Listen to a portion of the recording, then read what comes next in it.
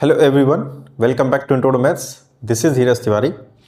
एक छोटी सी थ्योरम है क्लास 9th की और काफ़ी यूज़फुल रिजल्ट है ये, है ना।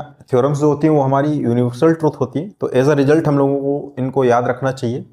थ्योरम का स्टेटमेंट क्या है, इसका प्रूफ भी हम लोग देखेंगे। बहुत छोटा सा प्रूफ है इसका।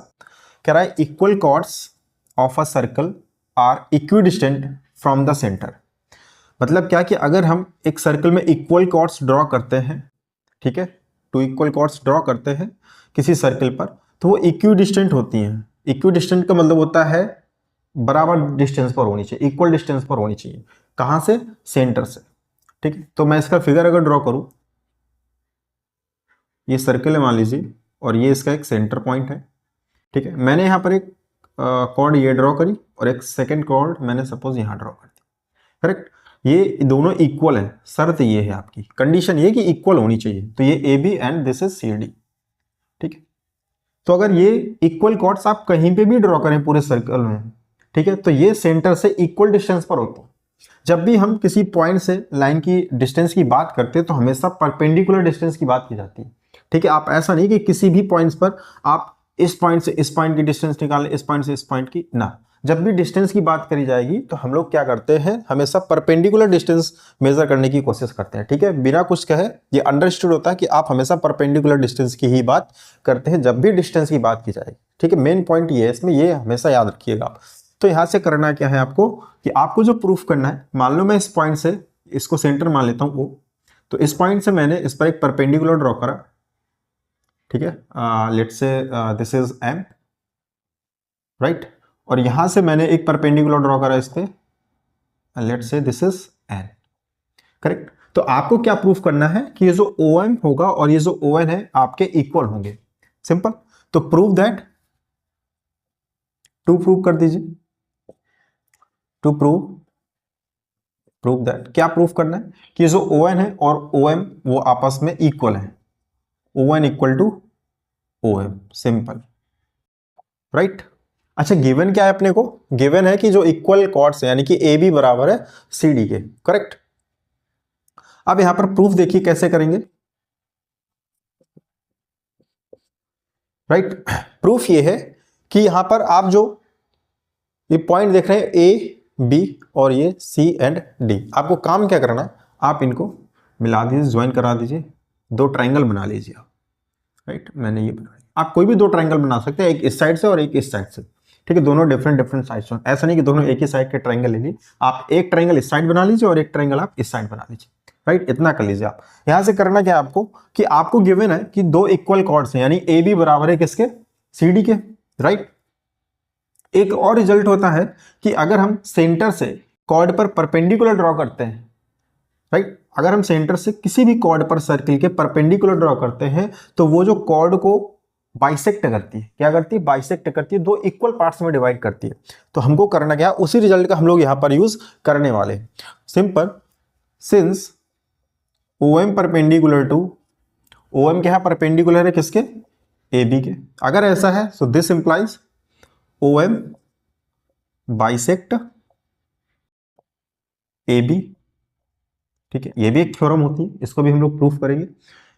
राइट, ए बी, तो यहां से रिजल्ट क्या आ जाएगा आपका, अगर बाइसेक्ट करिए दैट मींस ए एम बराबर हो जाएगा बी एम के, ए एम बराबर B M, and that means 1/2 of A B. Correct, mid point हो जाएगा, तो ए एम बराबर हो जाएगा बी एम के, और इन दोनों की जो वैल्यू होगी वो ए बी की हाफ होगी। राइट, इतना करेक्ट, इसको आप इक्वेशन 1 मान लीजिए। सिमिलरली अगर हम देखें तो O one perpendicular D C के, since O one perpendicular to D C, तो ओ वन भी क्या करेगा? बाइसेक्ट करेगा डीसी को। This implies O one bisect DC. ठीक है, इन दोनों का एक ही रीजन है। रीजन क्या है कि अगर हम परपेंडिकुलर ड्रॉ करते हैं सेंटर से तो वो कॉर्ड को बाइसेक्ट करती हैं।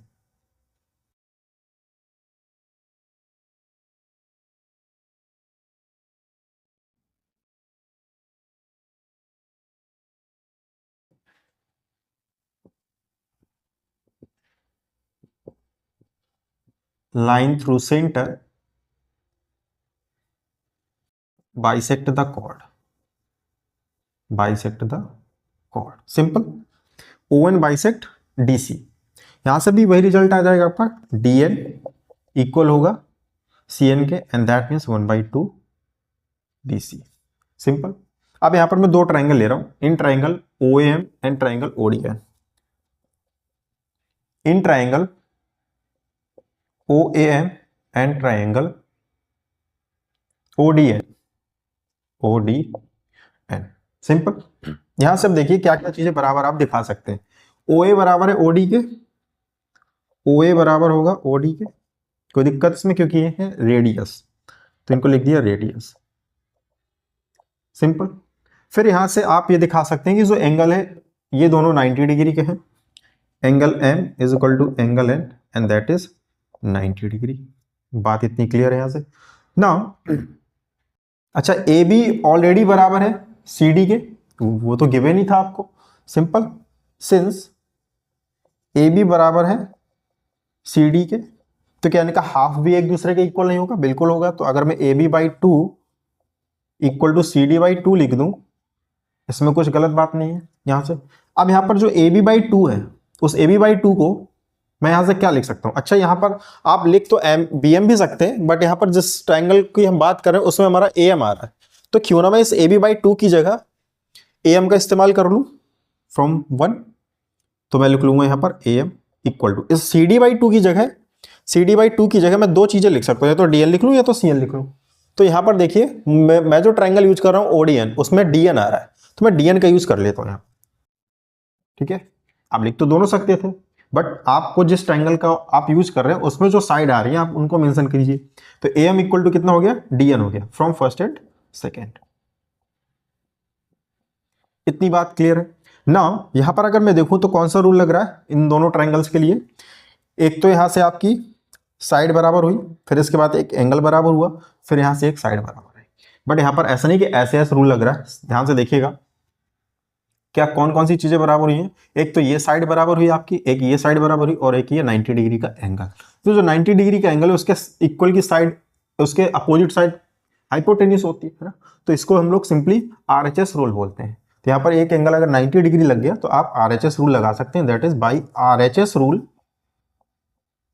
कॉन्ग्रेंसी का रूल है, राइट। एक 90 डिग्री का एंगल मिल गया और उसके सामने की साइड इक्वल है, that means by RHS rule दोनों ट्राइंगल कैसे हो जाएंगे? आपके कॉन्ग्रुएंट हो जाएंगे। That means triangle OAM is congruent to triangle ODN।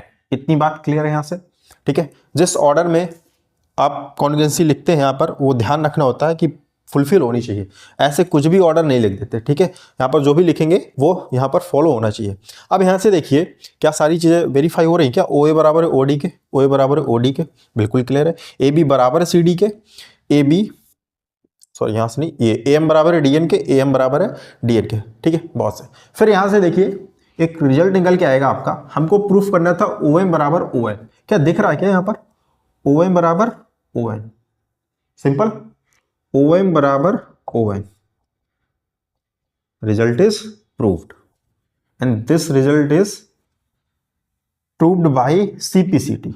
यहां पर क्या लिखेंगे हम लोग? CPCT, corresponding part of congruent triangle. अगर ट्राइंगल कॉन्ग्रुएंट हो जाते हैं तो उनका हर एक करस्पॉन्डिंग पार्ट क्या होता है? आपस में इक्वल होता है। तो उसकी हेल्प से हमने क्या प्रूव कर दिया? OM is equal to ON, that is our required result, OM is equal to ON। तो इससे ये प्रूफ हो गया कि आप किस सर्कल में कहीं पर भी दो कॉर्ड ड्रॉ कीजिए जो इक्वल लेंथ की हैं, तो सेंटर से हमेशा कैसी होती हैं? इक्वल डिस्टेंस पर होती हैं, ठीक है। तो मिलते हैं नेक्स्ट लेक्चर में नेक्स्ट थ्योरम के साथ में, तब तक के लिए स्वस्थ रहिए, मस्त रहिए।